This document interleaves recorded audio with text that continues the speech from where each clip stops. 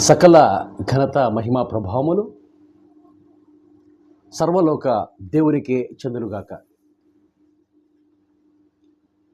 ఈరోజు love story చెప్పబోతున్నా. Love story. అవును, పడ్డానండి ప్రేమలో మరి విడ్డూరంగా ఉందిలే ఇది. పడ్డానండి ప్రేమలో మరి విడ్డూరంగా ఉందిలే ఇది. నిజంగా నిజంగా ఇది ఈరోజే తొలిసారిగా పడ్డానండి ప్రేమలో మరి విడ్డూరంగా ఉందిలే ఇది. నన్ను ప్రేమించే మొనగాడివి నీవేనని, నన్ను ప్రాణంగా చూసేది నీవేనని నమ్మకం కుదిరింది అంటూ పడ్డానండి ప్రేమలో మరి.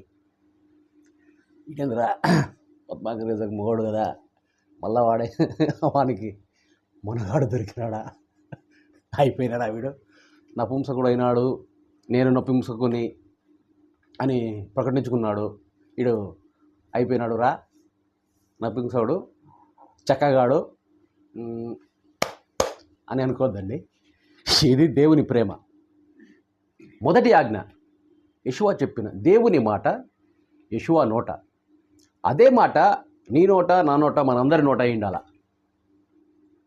అంటే యెషూవ చెప్పిన మాటలు తన సొంతం ఆలోచనల నుంచో ఇంకో దాంట్లో నుంచి పుట్టినట్టు కాదు. ఆ దేవుడు ఏదైతే చూపిస్తున్నాడో అదే నేను పలికాను, అదే చూసి నేను చెప్తున్నాను. అది ఏదైతే నాకు వినిపించిందో అవే నేను చెప్తున్నాను. యెషూవ చెప్పాలనుకుంటే ఆ సంగతులన్నీ రాయడానికి భూమి మీద ఉండే బుక్స్ సరిపోవు. అయితే ఈ సంగతులన్నీ రాయాలంటే భూమి మీద బుక్స్ సరిపోవు, కానీ ఈ ప్రేమ కావ్యం గురించి చెప్పాలంటే దాని గురించి కూడా బుక్స్ సరిపోవు. ఇదేంటి ప్రేమ? తల్లిదండ్రుల ప్రేమ తటుక్కుమని జారిపోవును, కన్నబిడ్డల ప్రేమ పుటుక్కుమని పారిపోవును,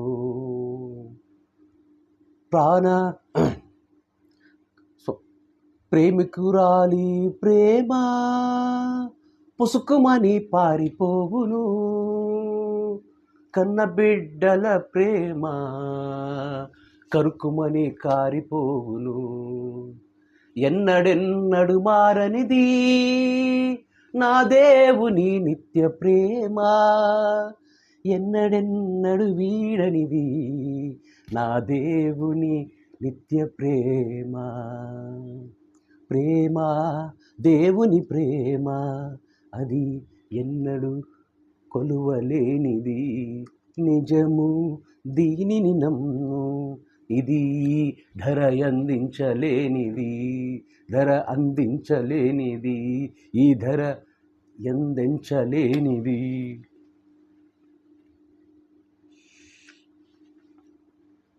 అయితే ఈరోజు మాట్లాడుతూ ఒక దాస్ అనే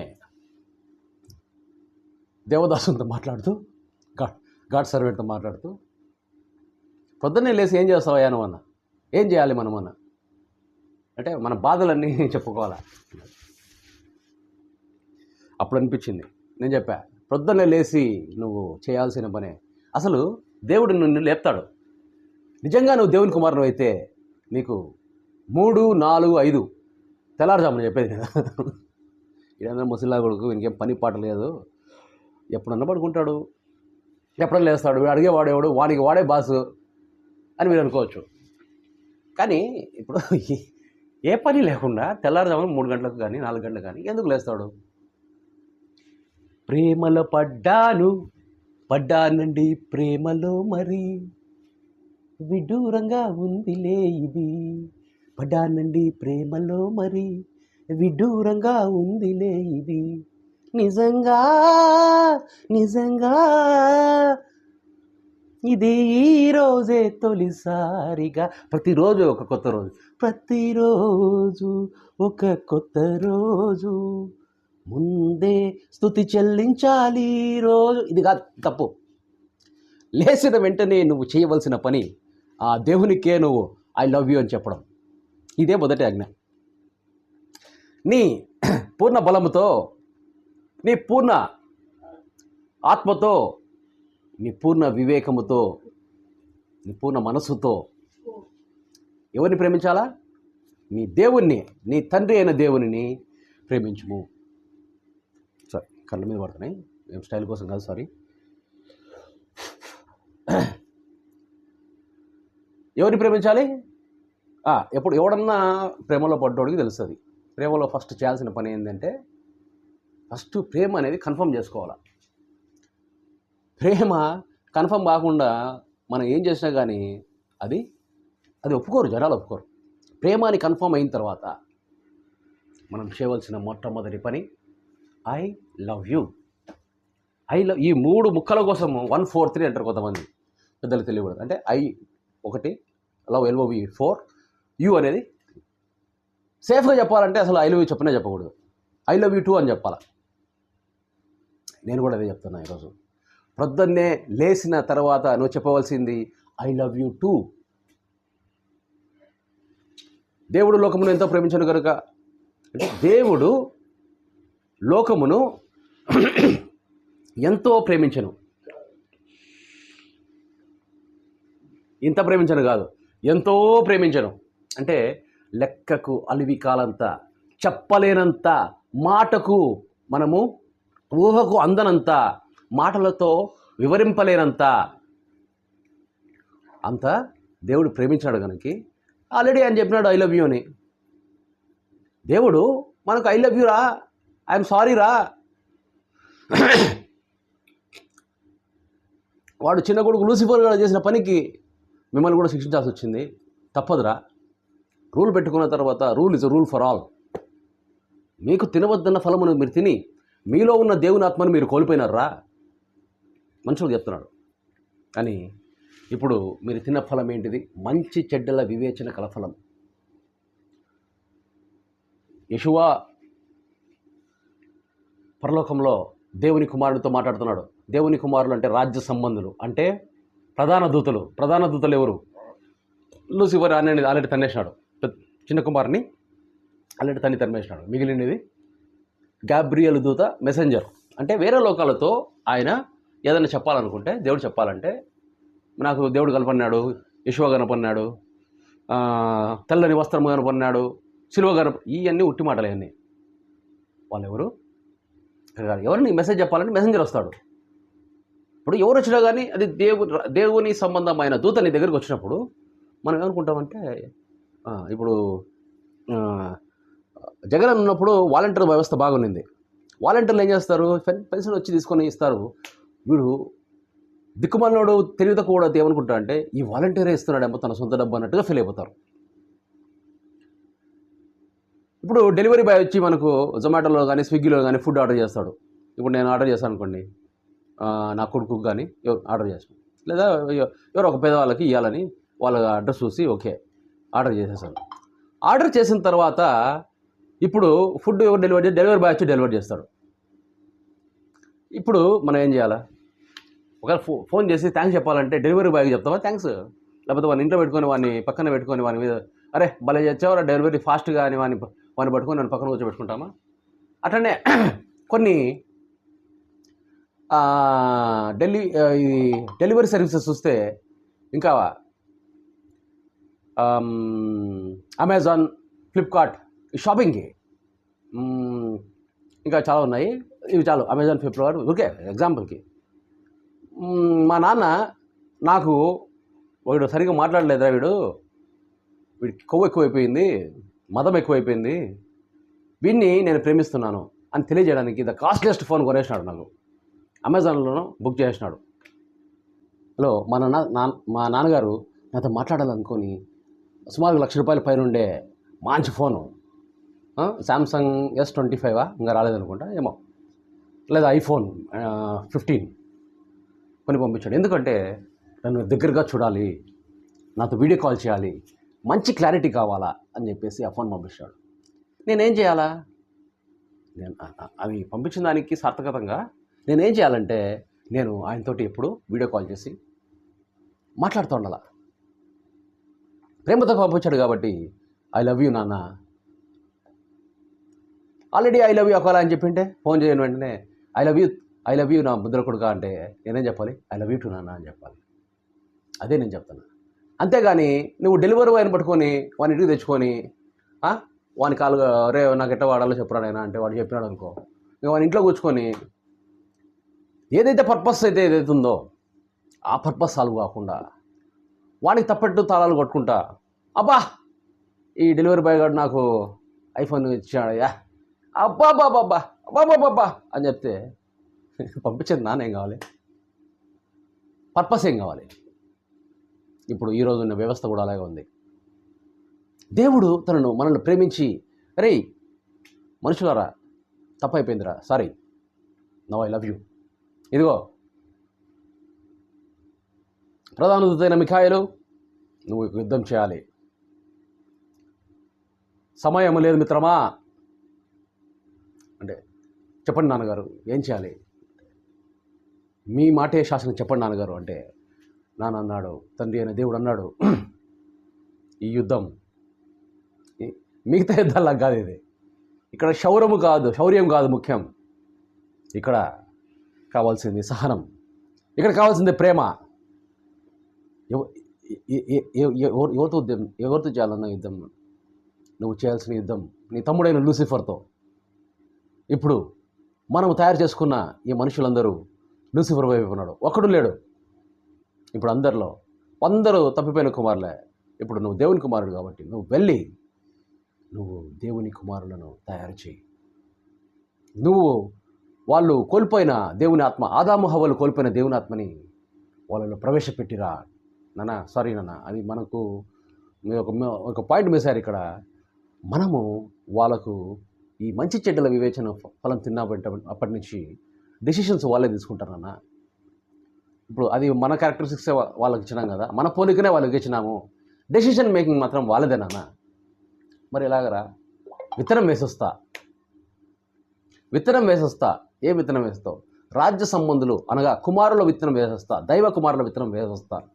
కానీ అది మొలకెత్తించుకొని అది పెద్దగా చేసుకొని దేవదూతలే వాళ్ళకి పరిచయం చేసుకునే స్థాయికి చేసుకోవాల్సింది వాళ్ళ చేతిలోనే ఉంటుంది నాన్న.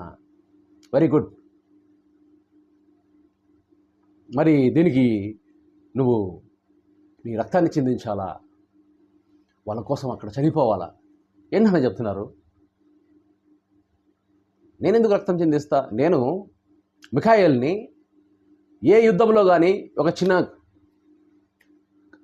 ఘాటు కూడా లేకుండా అన్నీ జయించుకొని వచ్చినండి. ఇప్పుడు నేను అక్కడ మనుషులతో కొట్టించుకొని వాళ్ళతో నేను ఇది చేయాలనా? ఏమన్నా చెప్తున్నారు? ఇంకా ఎవరైనా పంపిద్దామా అంటే ఎవరైనా వేరే వాళ్ళని పంపిద్దాం లేనా అంటే రేయ్ ఓ సరేనా, మీ మాటే శాసనం, నేను వెళ్తా అని ఇక్కడ వస్తానే యెషువా అని పేరు పెట్టారు భూమి మీద. ఇప్పుడు యెషువా ఏమన్నాడంటే, నీ తండ్రి అయిన దేవుణ్ణి మాత్రమే ప్రేమించుము, ఆరాధించుము, సేవించుము, నన్ను అంటే యెషువాని మాత్రమే వెంబడించుము, అంటే తనను మాత్రమే వెంబడించమని ఎక్కడ చెప్పినాడో తనను అని మీరు అడగచ్చు. జ్ఞానులకు వివేకులకు అర్థం కాని సంగతులను పసిబాలులకు తెలిపినాడు. ఈరోజు ఆ దాసు అనే బ్రదర్ కాల్ చేసి, మీరు అమెరికాకు వెళ్ళి వచ్చారు కాబట్టి మీరు బైబిల్ ఒరిజినల్ లాంగ్వేజెస్లో దాంట్లో మీరు రీసెర్చ్ చేశారు కాబట్టి మీకు చాలా విషయాలు తెలుసుంటాయి అంటే, తప్పు నాన్న, తప్పు దాస్, ఇది కాదు. ఆయన ఎవరికి చెప్తా అన్నాడు ఈ అర్థం కాని సంగతులు? దేవుని చిత్తం అంటే ఎవరికి ఏ పాస్టర్ అయినా చెప్పలేకపోతున్నాడు, దేవుని చిత్తం అంటే ఇంకోటి చెప్తారు. అంటే దేవుని కోరిక ఏంటి? దేవునికి తనకు కావలసిన అంశం ఏంటి? అసలు నీ పుట్టుక ఏంటి? దానికి పరమార్థం ఏంటి? అసలు నీకు పర్పస్ అనేది తెలుసా అనేది మనం ఎప్పుడైతే గమనించినప్పుడు ద పర్పస్ మన పర్పస్ కాదు, the plan of God, the will of God అంటే ఏంటంటే దేవుని చిత్తం అంటే సర్వలోకాలపైన సర్వాధికారం ఒకప్పుడు దేవునికి ఉండేది, అది ఇప్పుడు లేదు.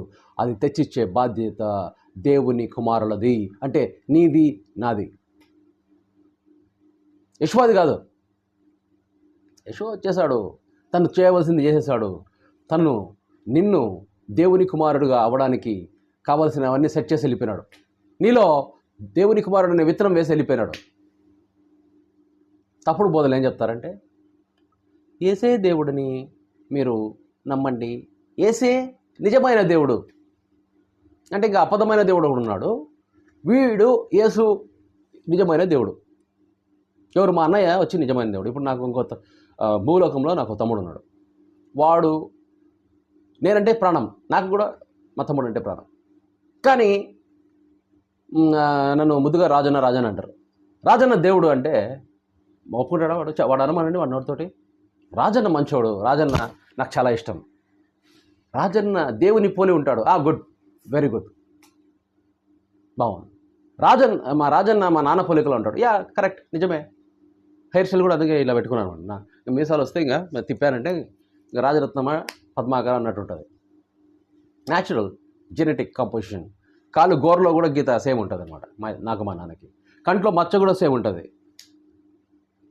ఎస్, నేను మా నాన్న పోలిక గౌరవకరంగా చెప్పుకుంటా, అంతే కదా. మా పక్కింటి పోలిక కంటే చెప్పుకునే అసహ్యంగా అంటే చెప్పుకునేదానికంటే మా నాన్న పోలిక నేను. Yes, I'm this son of my father. అలాగే నేను దేవుని కుమారుణ్ణి. ఎలా దేవుని కుమారుడు నువ్వు అనంటే, దేవుని చిత్తం ఎరిగి దాన్ని నెరవేర్చువాడు దేవుని కుమారుడు. నా సహోదరుడిని మా అన్నయ్య యెషువా చెప్పినాడు. ఇంకా యెషువాకు మా అన్న అంటే, ఇప్పుడు దేవుడు యెషువాకు తండ్రి దేవుడు, యెషువాకు తమ్ముని నేను, నాకు దేవుడు ఏమవుతాడంటే తండ్రి అవుతాడు. అందుకే యెషువా ఎప్పుడే కానీ పేరు ఉచ్చరించలే దేవుడిది. మోషే తప్పుగా నేనే అనే హిబ్రూ పదానికి యాహ్వే అనేదాన్ని యెహోవా చేసినాడు. జెహోవా విట్నెస్ వాళ్ళు పిచ్చిగా జెహోవా అని పిలుచుకుంటారు. హిబ్రూలో అసలు దేవుడికి డిక్షనరీలో ఉండేది ఎలోహిం. అరబిక్ భాషలో ఉండేది అల్లాహ్. అరమిక్ భాషలో ఉండేది అల్లాహ. తెలుగు భాషలో ఉండేది దేవుడు. ఇంకా అలా ఒక్కొక్క కర్తావి, ఆండవర్, పరమేశ్వర్ అని హిందీలో అంటారు. తెలుగు మన హిందీ బైబిల్లో చదివితే పరమేశ్వరుని ఉంది. పరమా ప్లస్ ఈశ్వర్ పునఃసంధి పరమేశ్వర్ తెలుగులో చదివింటాం. ఎందుకు చెప్తున్నా అంటే, భాషలు వేరైనా పిలుపు వేరైనా మనము ఏ భాషలో ఉన్నామో, ఇప్పుడు నేను ఇంగ్లీష్లో మాట్లాడుతుంటే గాడ్ అంట, తెలుగులో మాట్లాడితే దేవుడు అంట. గాడ్ దేవుడు అని మనం అనం. కొంతమంది తిక్కోళ్ళు అంటారు అన్నమాట. గాడ్ దేవుడు అలా. ఇంగ్లీష్లో గాడ్ అనే దానికి తెలుగులో దేవుడు అనే పదము. దేవునికి ఎవరు పేరు పెడతారు? నువ్వు పెడతావా పేరు? అసలు నీకు ఎవరు పెట్టినారు పేరు? నీకెవరు పెట్టారంటే నీకంటే అధికారం కలిగినాడు మీ నాన్నో మీ అమ్మో, లేకపోతే నువ్వు అనాథమైతే నిన్ను పెంచుకున్నాడో, లేకపోతే అయితే ఎలా పెడతారు పేరు. ఇప్పుడు మరి దేవునికి ఎవరు పెడతారు పేరు? దేవుని కంటే ఆయనే సర్వాధికారి, సర్వాంతర్యామి, సర్వజ్ఞాని. అంటే దేవుని కుమారులు వీళ్ళు. లూసిఫర్ గాడి తప్పిపోయిన కుమారులు రాజు, తప్పిపోయిన భూమి మీద ఉండే వాళ్ళందరి తెలివితేటలు, ఇంకా ఎక్కడెక్కడ జీవరాశులు ఉన్నాయి, వీటన్నింటి తెలివితేటలు కలిపితే దేవుని తెలివితేటలు నాకు తెలిసి 1% కూడా ఉండదు అనుకుంటున్నా. సర్వజ్ఞాని అయినా మనకుండే జ్ఞానం కూడా ఆయనలో నుంచి వచ్చినదే. మరి లూసిఫర్ కానీ కుయుక్తి ఎక్కడి నుంచి వచ్చిందో అది కొన్ని రోజులు అడిగి చెప్తాను దేవుని. ఎందుకు ఈ విధంగా అంతగా ఏం కావాలనుకున్నాడు లూసిఫర్? అసలు వాట్ ఈస్ హిజ్ ఎక్స్పెక్టేషన్? ఎందుకు తిరగబడ్డాడు? ఏంటి అని బాధ తర్వాత మాట్లాడుకున్నాం. ఇప్పుడు దేవుని చిత్తం ఏంటంటే, ఆయనకు ఒకప్పుడు సర్వాధికారం ఉండేది, ఇప్పుడు సర్వాధికారం తీసుకోవాల్సిన బాధ్యత నీది. ప్రొద్దున లేస్తే ఏం చెప్పాలి నువ్వు? దేవుని నువ్వు ఒకవేళ నిజంగా ఎవరన్నా నేను నిజంగా ప్రేమించి నా ప్రేమ అంతా నన్ను పెళ్లి చేసుకుంటే ఈ విధంగా ఉంటుంది, లైఫ్ ఇలా ఉంటుంది, ద బెస్ట్ ఉంటుంది, ఇంకా ఇంతకంటే ఎక్కువ ఎవరు ప్రేమించలేరు అని మా వైఫే నాకు కితాబిస్తుంది. యు ఆర్ ద వరల్డ్స్ నా బెస్ట్ హస్బెండ్ కాదు, you are the world's best husband. Divorce చేసింది నాకు.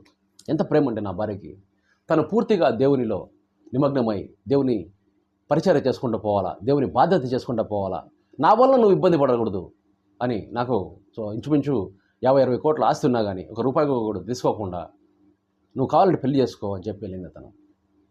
నేను ఈరోజు కనుక కాల్ చేసి నాకు ఈ సమస్య ఉంది నువ్వు రావాలా అని అంటే వస్తుంది.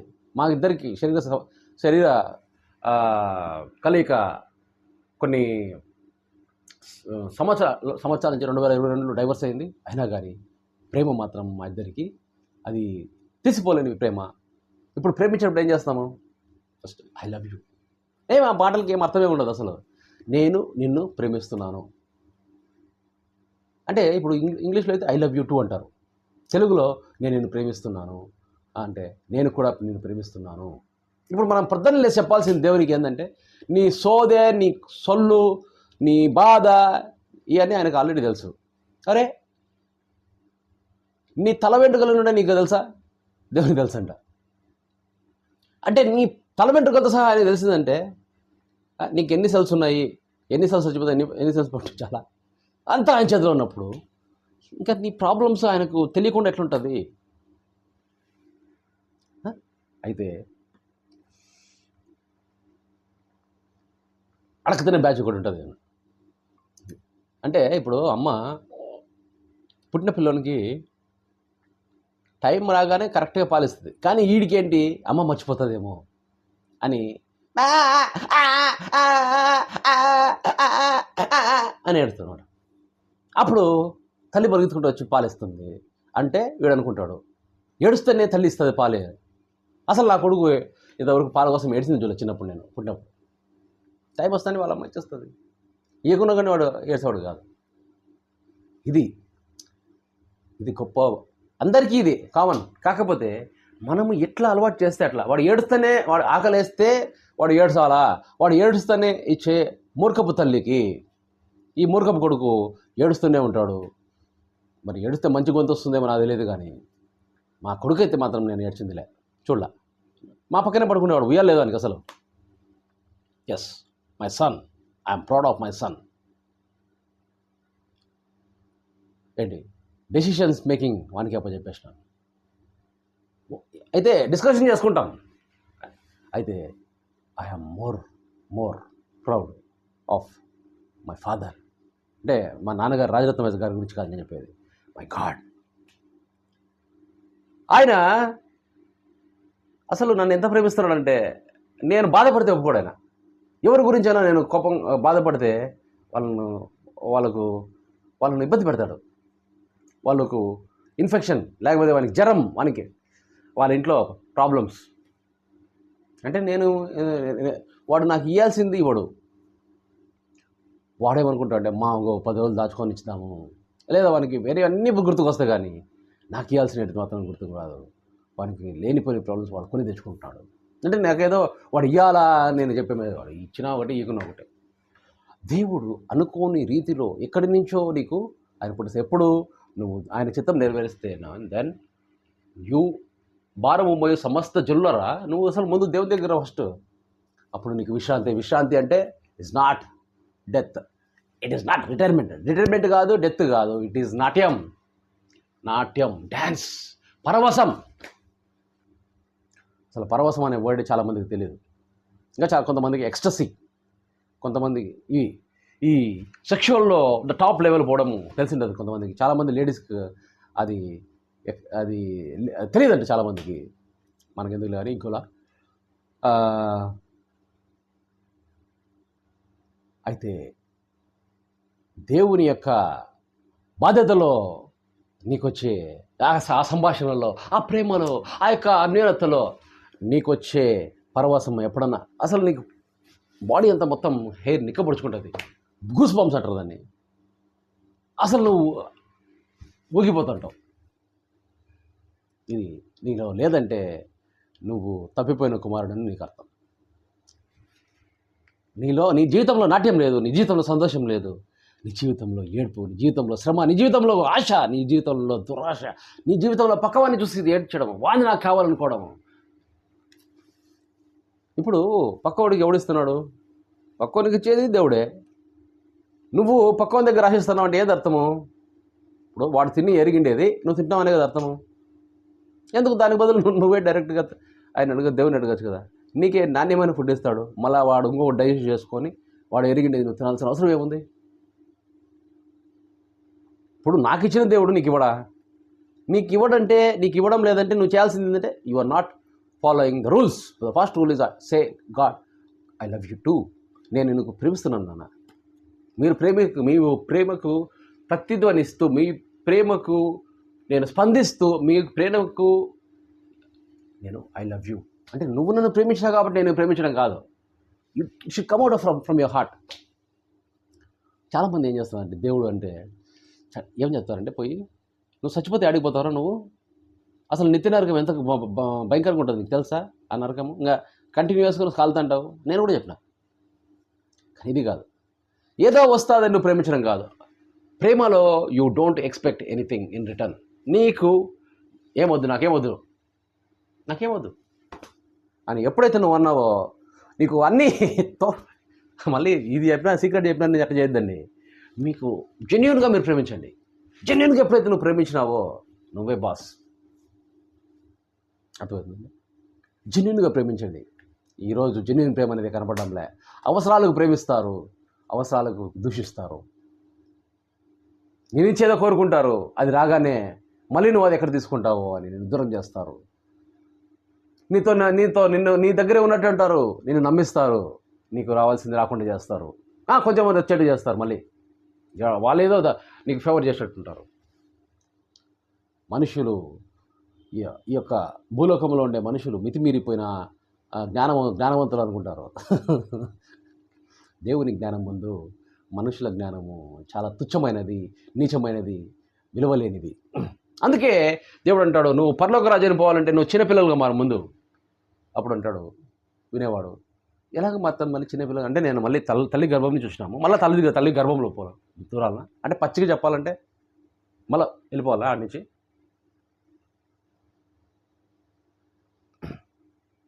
అంటే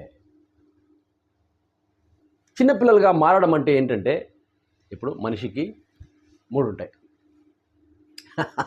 సరే అవి కాదు,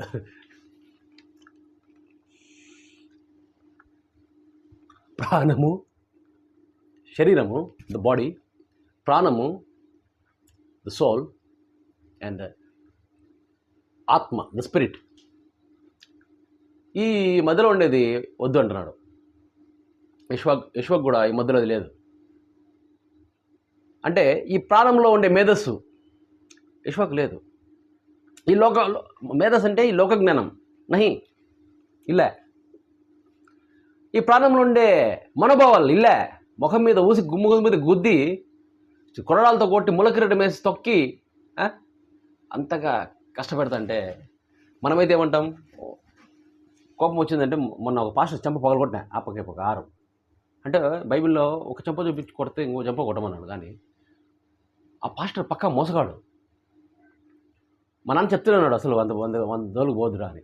కానీ మనము రీచ్ కావాలా? ఎవరికి రీచ్ కావాలా? పల్లెల్లో రీచ్ కావాలా. పల్లెల్లో రీచ్ కావాలంటే నేను పల్లెల్లో నేను సొంతంగా కాలినడుగున పాదయాత్ర చేసినా కానీ అవుతుంది. కానీ ఇది స్మార్ట్ వర్క్ ఏంటంటే ఆల్రెడీ పల్లెల్లో ఉండే వాళ్ళను వేరే విషయాల కోసం పల్లెల్లో ఉండే ప్రతి మనిషిది మీట్ అయ్యే వాళ్ళతో నువ్వు పెట్టుకున్నావంటే నీ రీచ్ ఈజీ అవుతుంది. అంతేకాకుండా నువ్వు 100 మందికి ఫలించాలి. నువ్వు మొలకెత్తి నీ దేవుని ఆత్మ నీలో మొలకెత్తేదే కాకుండా యెషయా చెప్పిన విత్తువాడి ఉపమానం 30 అంతలు 60 అంతలు 100 అంతలు నువ్వు ఫలించాలా. అది ఫలించడం జరిగింటే ఒకవేళ ఎప్పుడో మొదటి 100 సంవత్సరాల్లోనే దేవుని రాజ్యం అక్కడో ఇక్కడ లేదు మీ మధ్యలో ఉంది అనేది నెరవేరిండాలా. కానీ ఎవడు ఫలించడంలా? ఎవడే పెరుగుతున్నాడు మోడులాగా. ఒకటే చెట్టు పెరిగి పెరిగి పెరిగి పెరిగి ఇప్పుడు మనం టెంకాయ చెట్టు వేసినాం అనుకోండి, పెరిగింది పెరిగింది పెరిగింది పెరిగింది ఆకాశం అంటింది. ఎవడికి లాభం? నేను వేసుకున్నాను దానికి నీళ్ళు పెట్టి దానికి అన్ని చేసి ఎరువు వేసి అన్నీ చేస్తే నువ్వు అన్నీ చేస్తే అన్నికి సమకూరుస్తే నా బొందలో నువ్వు అసలు ఒక్క టెంకాయ కూడా ఇకపోతే ఏం చేస్తాం? కొట్టి పడేస్తాం. మరి నీ పరిస్థితి నా పరిస్థితి. నువ్వు దేవుని కుమారుగా మారి 100 మంది దేవుని కుమారులుగా చేయడమే నీ జీవిత గమ్యం, నీ జీవిత పర్పస్, నీ జీవిత గమనం. నీవు దానికోసమే పుట్టినావు. నువ్వు కుక్కవు కాదు ఇంటికి కాపలా ఉండడానికి, నువ్వు పందివి కాదు పిల్లలు పెంచడానికి, నువ్వు ఇంకోటి కాదు, నువ్వు సింహానివి కాదు రక్షించుకోవడానికి. కొండల తట్టు నా కన్నులు ఎత్తి చూస్తున్నాను, నాకు సహాయం ఎక్కడి నుంచి వచ్చును అనేది పాత నిబంధన. చించి పడేసేయండి, అవసరమేలా. క్రొత్త ద్రాక్షరసము క్రొత్త తిత్తులో మాత్రమే పోయండి. కొత్త ద్రాక్షరసము పాత తిత్తులు వేశారంటే తిత్తులు పేలిపోతాయి అన్నాడు, పిగులును అన్నాడు. కొత్త ద్రాక్షరసము పాత తిత్తుల్లో వేస్తే తిత్తులు పిగులును అంటే పగిలిపోతాయి. అది క్రొత్త ద్రాక్షం ఎక్స్పాండ్ అయిపోయి పాత ద్రాక్షరసం ఆ యొక్క ఎక్స్పాన్షన్ తట్టుకోలేక పేలిపోతాయి. అందుకే కొత్తలో వేస్తే కొత్తవి కొంచెం టఫ్గా ఉంటాయి కాబట్టి, రఫ్ అండ్ టఫ్ ఉంటాయి కాబట్టి. అది దీని అర్థం ఏంటంటే పాత నిబంధన వదిలిపెట్టరు బాబు. మీకు పాత నిబంధన వస్తాడు, మెస్సయ్య వస్తాడో ఏదో చెప్పింటారు అనమాట. ఆల్రెడీ జరిగింది కదా, ఇంకా అది ఒక రకంగా అబద్ధమే. అది జరిగింది పాస్ట్ టెన్స్. అది ఇంకా పాస్ట్ టెన్స్లో నువ్వు ఉండిపోతే, నువ్వు ఇంకా కొండల తట్టు చూసుకుంటావు, కొండలకు పోతే. ఇప్పుడు నేను మీ ఇంటికి వస్తున్నాను అని చెప్పాను, మంచి గిఫ్ట్ తీసుకొని వస్తున్నాను. మామూలుగా అయితే వీడెందుకులే అనుకుంటారు, కానీ మంచి అందరికీ ఒక గిఫ్ట్, మంచి గిఫ్ట్ తీసుకొస్తున్నానంటే నా కోసం వెయిట్ చేస్తూ ఉంటారు. నేను వస్తాను అని రాసిన పాత నిబంధనలో. ఇప్పుడు నేను మీ ఇంటికి వచ్చేసిన, ఇప్పుడు వచ్చింది కాకుండా మిమ్మల్ని తయారు చేసిన, ఇంకొకరి కోసం ఎదురు చూసుకోకుండా ఇక్కడి నుంచో సహాయం వస్తుంది అని కాకుండా, మీరే లోకానికి వెలుగురా బాబు, మీరే లోకానికి ఉప్పు, యూ ఆర్ ద బెస్ట్. నిన్ను దీపస్తంభాల మీద నిలబెడతారా నాయన, నీ సత్క్రియలతో వెలుగుతో నువ్వు ప్రకాశించి దేవుని మహిమపరచు అని చెప్పిన. అప్పుడు నువ్వేం చేయాలి? నాకు ఎవడు సహాయం చేస్తాడు బా, నాకు యాడ్ నుంచి వస్తుంది ఎటా నీ కంపెనీ. అదే చెప్పేది. ఏడుస్తూనే పాలు సిద్ధాంతానికి పోతావు, అడుగుతూనే ఉంటావా, అడుగుతూనే ఉంటావు. దేవా నాకు ఇవ్వాల్సిందే, నువ్వు అయ్యాల్సిందే, నువ్వు నాకు సైకిల్ కావాలా, నాకు పరిచయకి సైకిల్. ఆడ దేవుడు ఏమో నీకు ఏ కారో హెలికాప్టర్ ఇవ్వాలని ఆశపడతా అంటే, సైకిల్ నాకు చాలా కష్టంగా ఉంది, కాళ్ళు నొప్పులు ఎత్తున్నాయంటే ఇస్తాడు, సైకిల్ ఇస్తాడు అప్పుడు నీకు. కానీ నువ్వు కోల్పోయింది నీకు తెలియదు అప్పుడు. అందుకని నేను చెప్పాలి, I love you two. I love you నాన్న, ఐ లవ్ యూ నాన్న. నా నువ్వే ప్రాణం అనినా సరిపోదు కదా మాట. నాన్న నువ్వే నా ప్రాణం అన్నాగానే అది సరిపోదు. అంటే నీ ప్రాణం పోవునంతగా. ఇప్పుడు వాడు లవర్స్ ఏంటి చెప్పు, నా ప్రేమ నిరూపించుకోవాలా. నేను కూడా చెప్పా, రాజమండ్రి బ్రిడ్జ్ మీద ఉంటాయి కింద ట్రైన్, పైన బస్సులు పోయేది, దానిపైన నుంచి నేను చెప్పా ప్రేమలతకి, ఏంటి నా ప్రేమని ప్రూవ్ చేసుకోవాలని ఏం చేయమంటావు చెప్పు, దూకమంటావా బ్రిడ్జ్లో నుంచి నీళ్ళలోకి అంటే, వద్దు బాబు అసాహసాలు చేయొద్దు, నన్ను ఇరికించొద్దు, వద్దులేదు బాబు వచ్చేయని చెప్పింది. నువ్వు నాకంటే వయసులో చిన్నవాడివి, నేను ఒక తమ్ముళ్ళగా చూశాను కానీ ఎప్పుడు ఒక ఈ వ్యూలో నేను చూడలేదు. అంటే నువ్వు చాలా గొప్పదానివమ్మా.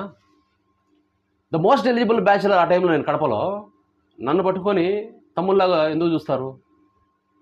సరే ఇప్పటివరకు చూసినావు, ఇప్పుడు నేను చూడు ఒక లవర్ బాయ్ పనికొస్తాను లేదో అని కన్విన్స్ చేసుకొని ఒక లెటర్ రాసి, పెళ్లి చేసుకుంటే అడ్వాంటేజెస్, నన్ను పెళ్లి చేసుకోకపోతే నీ డిసడ్వాంటేజెస్ ఇవి, నాలంటూ నీకేం కావాలా, నీకేమైనా ఒక గవర్నమెంట్ ఉద్యోగం, కలెక్టర్, ఐఎస్ ఆఫీసర్ కావాలా, అవి చూపిస్తావు 1 yearలో. ఏంటి, వాట్ ఈజ్ యువర్ ప్రాబ్లం?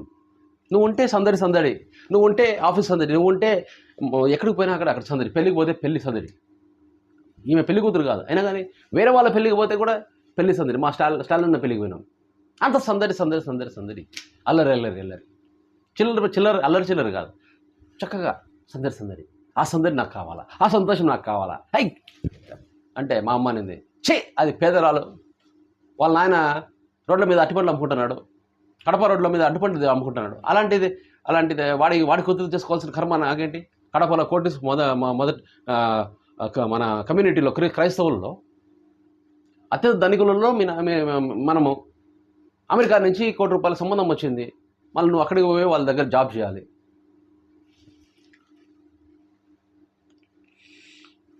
ఒక పక్క ఇది జరుగుతుంటే ఇంకో పక్క మా నాన్న వాళ్ళ చిన్నక్క కనకమ్మ, ఆమె మా నాన్న కాల్ చేసి, ఎరా ఏదో అమెరికా సంబంధం వచ్చిందంట, ఇప్పుడు నువ్వు నీకు చదివించింది, నీకు చదువులకి అవసరం కానప్పుడు డబ్బు ఇచ్చింది నేను, నువ్వు ఇంత కట్నం అవుతుందని చెప్పాలి కదా నువ్వు ఫస్ట్. మేము ఇస్తావో ఇలావో అది తర్వాత సంగతి, నీకు ఎంత కావాలి నువ్వు చెప్పాలి కదా, మా సంబంధం ఎందుకు వద్దు చిన్నప్పటి నుంచి అనుకున్నాం కదా అని అంటే, సరే అసలు ఆ పిల్లకి నేను ఇష్టమో లేదో కనుక్కుంటలేనా, ఈ కాలంలో పెద్దలు చేసే పెళ్ళి చెల్లడం లేదు అని నేను ఫోన్ చేస్తే, మా మరదలు నాకు చిన్నప్పటి నుంచి నువ్వు అంటే ప్రాణం అనేది, మరి ఇప్పటి నుంచి ఎంతవరకు అసలు చెప్పనే కదా, పరిగెత్తావు కదా నన్ను చూసి అంటే, పరిగెత్తావు కదా అంటే, అందరూ నిన్ను నీ పేరు నా పేరు పెట్టి నువ్వు రాజుగారి భార్య రాజు భార్య అని అంటున్నారు, అందుకే నేను నువ్వు దగ్గర ఉన్నప్పుడు అంటే సరే అని అనుకున్నాను. అందులోపల ఈ ప్రేమలతో పరిచయం అయింది. ఆ వందే మాత్రం ట్రైన్ వచ్చి ఇక్కడ ఫాస్ట్గా వెళ్ళిపోయినట్టుగా టకటకటగా నేనన్నా, అమ్మా ఇప్పుడు మన దగ్గర డబ్బులు లేకపోతే డబ్బున్న వాళ్ళు చేసుకోవాలా, నాకు అమ్మాయిలో నాకు కావాల్సిన క్వాలిటీస్ నచ్చినాయి. ప్రేమ, అన్నం కూడా సరిగ్గా తినకుండా తన తమ్ముని కోసం కాలు ఇరిగిందని చెప్పేసి కుటుంబంలో ఎవరికి లేదు, నాన్నేమో చిట్స్ ఫెయిల్ అయ్యి పరార్, కడపకు వచ్చి దొంగగా ఇక్కడ అట్టిపండు వ్యాపారం టీ కొట్టులో టీ అమ్ముకుంటున్నాడు, న్యూస్ పేపర్ వేసుకున్నాడు. ఐ సెల్యూట్ హిమ్, ఎందుకంటే పోయింది బిజినెస్ పోయింది, చచ్చిపోలే, అడకతిల్లా కష్టపడ్డాడు. మళ్ళీ ఏదైతే ఫస్ట్ చిన్నప్పుడు స్టార్ట్ చేశాడో మొహమాటంలో సిగ్గుపడకుండా ఆయన పని ఆయన చేసుకుంటూ పోయాడు. అంటే సెకండ్ సెటప్ ఏదో పెట్టినాడు ఇక్కడ, తర్వాత ఎంతో మామూలే కానీ, బట్ తన కాలం మీద కూతురు బ్యాంక్ జాబ్ చేస్తుంది, ఆమె ఎప్పుడు పడేస్తుంది కూర్చొని నువ్వు ఉంటే, కానీ నేను సక్సెస్ నాకు శక్తిలో ఎంతో కొంత సంపాదించి నా ఆ చిట్స్ వాళ్ళది అప్పులు తీసేసి మళ్ళీ నేను ఇంట్లోకి వెళ్ళిపోవాలని తాపత్రయాన్ని చూస్తున్నాను నేను. ప్రేమలత, నేను చాలాసార్లు చదవగట, ప్రేమలత అంటే ప్రేమ లేని లత, దయాదాక్షిణ్యం లేని లత. అరే నేను చెప్పా, కాదమ్మా నువ్వు ఎక్కడుంటావు చెప్పొచ్చు కదా అంటే, నేను పోయామనే నీ ప్రేమ అనేది, నీ ప్రేమ ఎంత, నీ ప్రేమ చాలా టూ మచ్, నీ ప్రేమైనా తట్టుకోలేము, నీ కోపం వచ్చినా తట్టుకోలేము, నువ్వు ప్రేమించినట్టు ఎవరు ప్రేమించలేరు, అట్లాగే నువ్వు కోపం వచ్చినట్టు కూడా ఎవరు కోపించలేరు. ఒకవేళ నీకు ప్రేమ ఎక్కువైపోయి నేను అక్కడ నన్ను వచ్చి లాక్కొని నన్ను తీసుకెళ్ళిపోతే, లేదులేమ్మా తీసుకెళ్ళి ఒక పని చేయి, నువ్వు ఈ ఊర్లో పరిచయం చేసుకుంటావు, ఓకే ఫైన్, ఆ ఊరు నుంచి ఇంకొక ఊరు వెళ్ళిపోతావు కదా, అప్పుడు చెప్పు ఈ ఊర్లో ఉంటుంది నేను అని చెప్పేసి అంటే కూడా జాలి లేకుండా అసలు ఫోనే చేయదు. అందుకే ప్రేమలత నేను చెప్తా, ప్రేమ లేని లత అంట. కానీ నాకంటూ ఏదైనా సమస్య వస్తే ఒక 1000 ఏనుగుల బలంతో వస్తుంది. నా దేవుడు లాంటోడు. ఒకసారి 8.5 లక్షల హుసేన్ మన కొడుకు నూరుల్ నా కాలేజీలో రెంట్ ఉంటా కట్టకుండా అది చెప్పి ఇది చెప్పి దొంగల. ఇప్పుడు నేను ఎప్పుడు ఆయన ఏమంటున్నా అంటే సేమ్ ఇంకా మా నాన్నలాగే మాట్లాడతాడు, కొంచెము చాలా చాలా సాఫ్ట్గా మాట్లాడతాడు. నేను నిజంగానే డబ్బులు రాలేదు స్టూడెంట్స్ దగ్గర నుంచి, 80 లక్షలు రావాలి సార్ స్టూడెంట్స్ దగ్గర నుంచి, వాళ్ళ లంచం ఇవ్వడం లేదు అని అంటున్నాడు. తర్వాత వాళ్ళ ప్రిన్సిపాల్తో మాట్లాడితే అర్థమైంది, డ్యూస్ ఏం లేవు సార్, వాడు ఎక్కడికి పంపించేస్తున్నాడు డబ్బులు, నాకు కాదు మా భార్య పంపించాను అనమాట. ఇది సిచ్యువేషన్. అడగచ్చు కదా, ధైర్యంగా అడగచ్చు కదా అంటే, నాకు అడగడమా అనేది నాకు చిన్నప్పటి నుంచి లేదు. మా నాన్న నేను ఇంతవరకు రూపాయి అడిగేది లేదు. మొన్న ఒకసారి నాన్న అందరికీ నేను చెప్తున్నాను, నువ్వు ఒక 500 నాకు అని 500 నోటు మీద రాసిన, I'm not your son any more.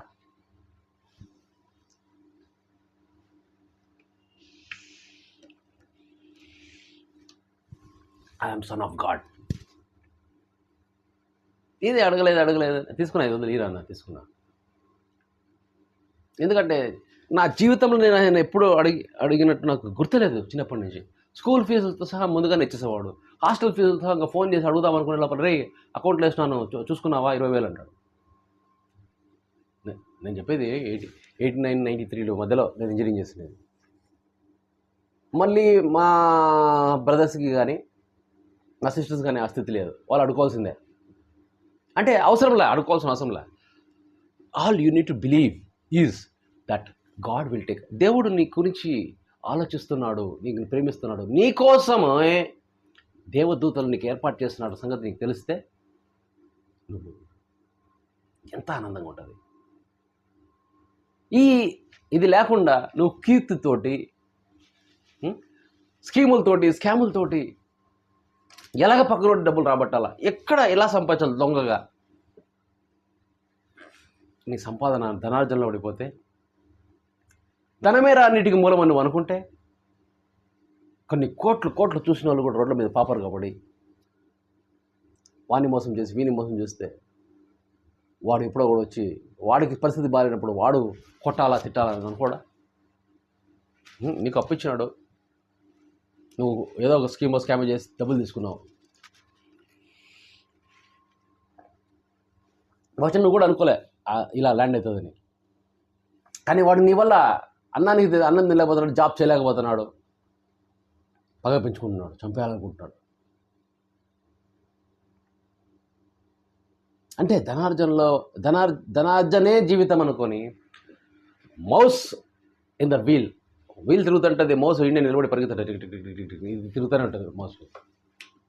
ఈ ర్యాట్ రేస్లో నేను ఉంటే ఇంక నువ్వు ఆత్మ విషయాలు తెలుసుకునేది ఎప్పుడు, నువ్వు దేవుని యొక్క ప్రణాళిక తెలుసుకునేది ఎప్పుడు, ఆయనకి ఇష్టమైంది నువ్వు చేసేది ఎప్పుడు, నువ్వు కుమారునిగా మారేది ఎప్పుడు, నీలో ఉండే దేవదూతలు వచ్చి నీకు పరిచయం చేసేది ఎప్పుడు. ఆ దేవదూతలు నీకు పరిచయం చేస్తే the life is a song. So that's why I'm telling, మొదటి ఆజ్ఞ, I love you too daddy. నిజంగా మనస్ఫూర్తిగా చెప్పండి, ఊరికే నోటితో, it's not that, I love you too dad. నాన్న నువ్వు ప్రాణం అనినా సరిపోదు కదా మాట, నిజాన్నెలా తెలిపేదెలా,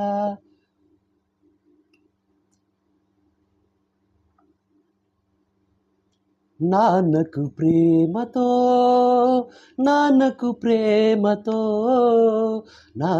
ప్రేమతో అంకితం నా ప్రతీక్షణం. ఏ తప్పుని చేసినా, తప్పటడుగులే వేసినా, ఓ చిన్ని చిరునవ్వుతోనే నన్ను మన్నించిన నాన్నకు ప్రేమతో